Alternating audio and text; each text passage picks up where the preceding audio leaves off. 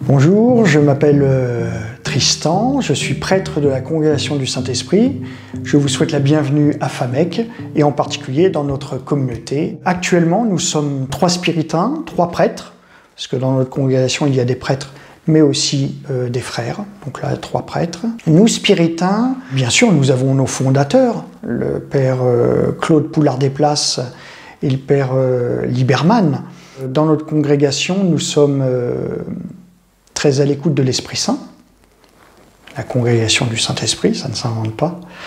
On essaye dans notre vie quotidienne d'être sensible aux appels du Seigneur à travers son esprit et essayer de faire sa volonté. Alors, toujours sans force. Nous, spiritains, nous aimons vraiment notre liberté.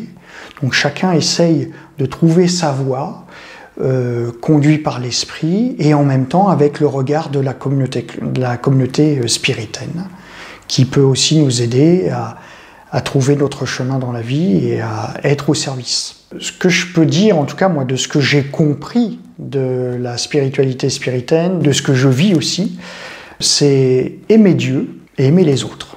Il y a les temps de prière, il y a les temps d'oraison, les temps de méditation, les temps de célébration aussi, avec l'Eucharistie.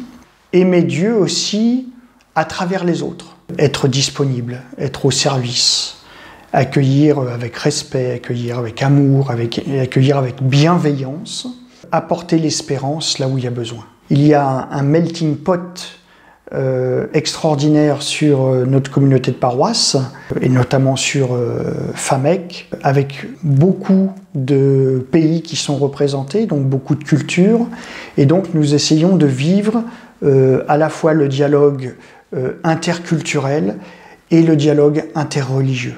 Voilà, c'est l'une des raisons pour lesquelles la communauté spiritaine a été envoyée ici à Famec. Et aller vers toutes ces personnes, je pense que c'est important et ça fait partie de notre mission. Voilà. Et puis mission aussi de formation auprès des aînés, mais aussi auprès des jeunes. Voilà. Le spiritain, c'est quelqu'un qui est un petit peu tout-terrain.